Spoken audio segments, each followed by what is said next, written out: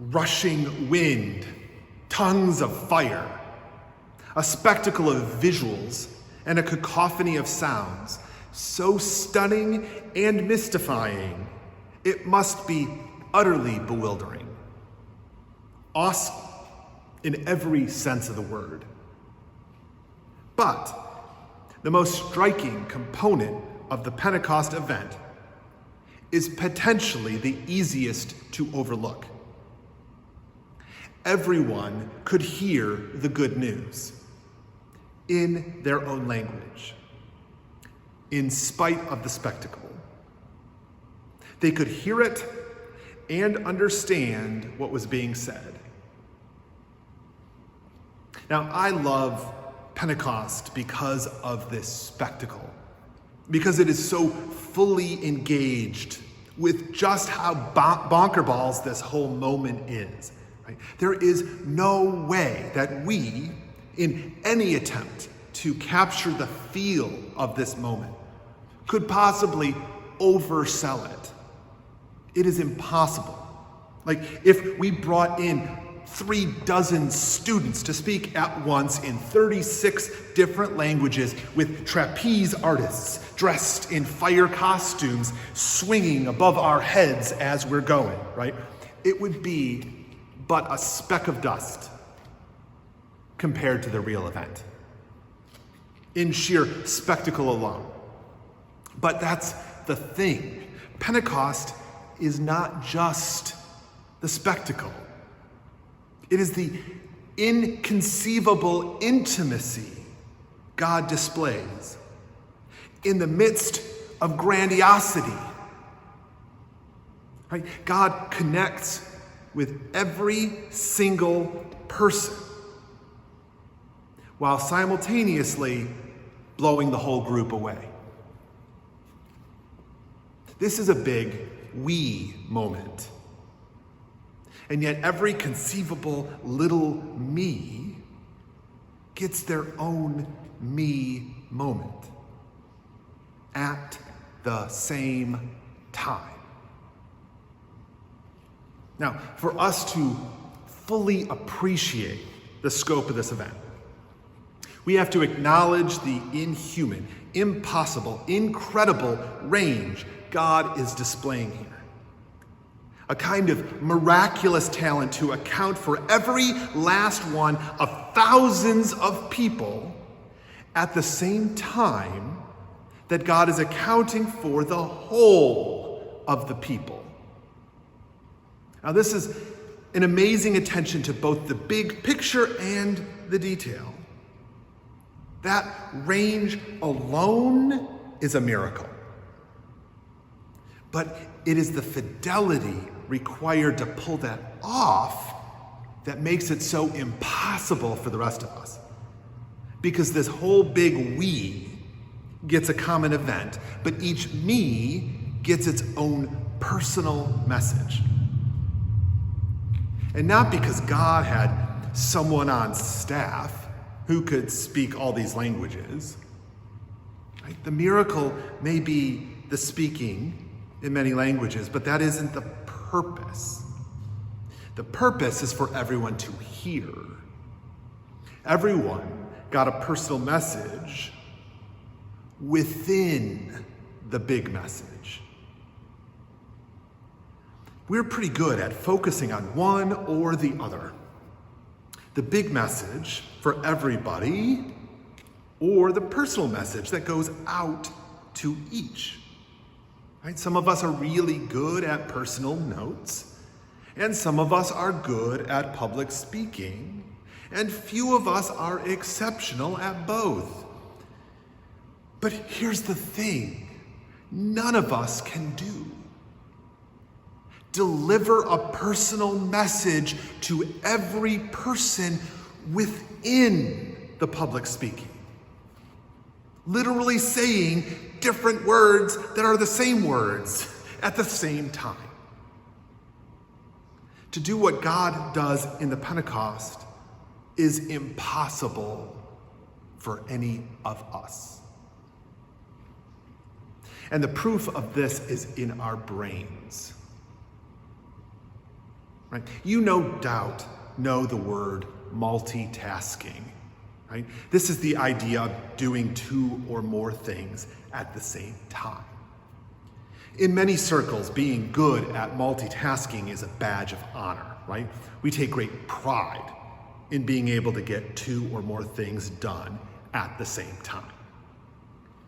What we all fail to realize is that multitasking is a myth.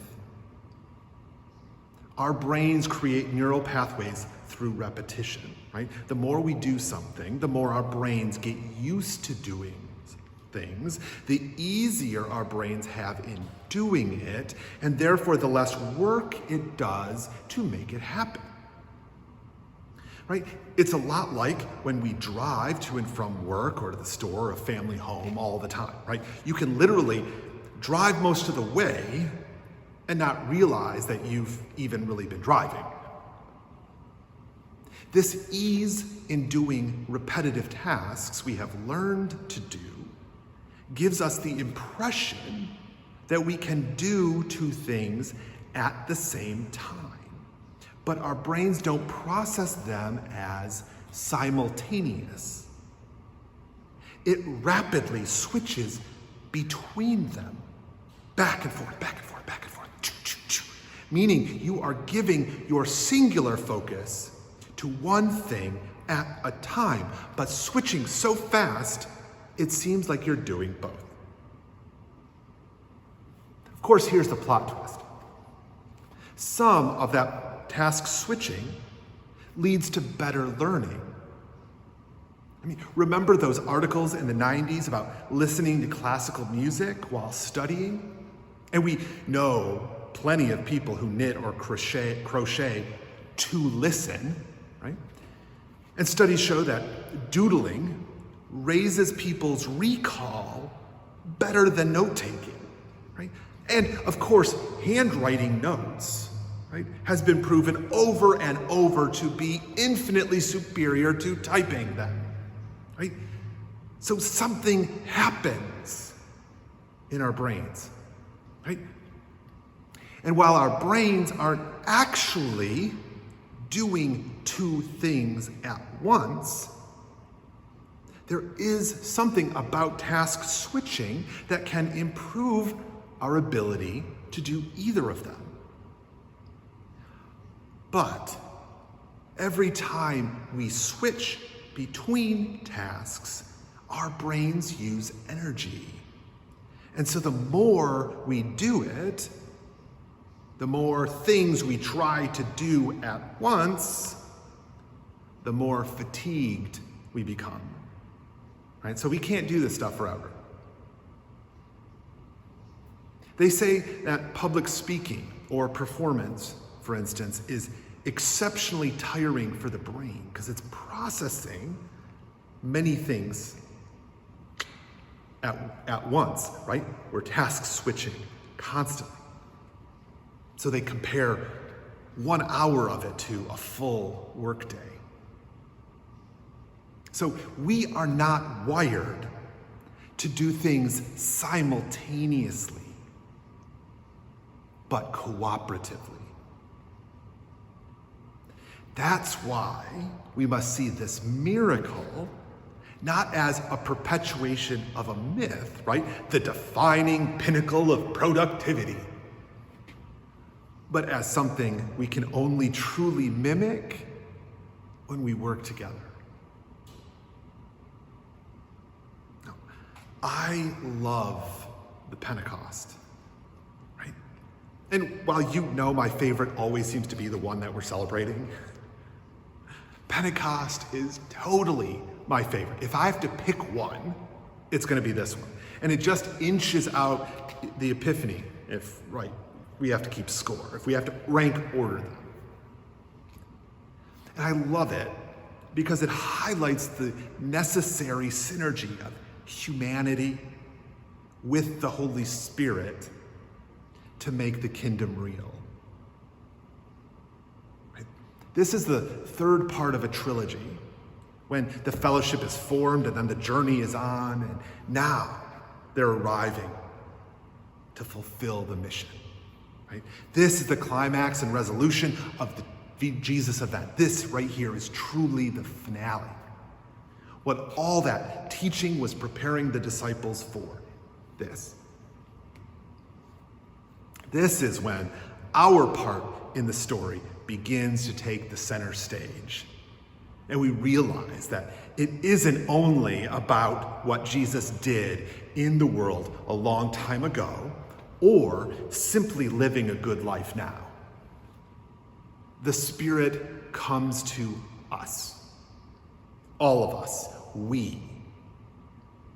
And she comes to us here and out there as me, so that we may all be filled with the Spirit.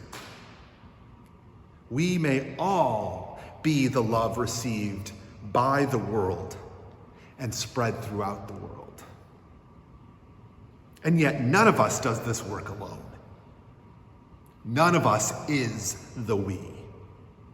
We aren't built that way. We're built to work together. A people of transformation, living transformed and transforming still in a new world, still becoming and inviting more and more in.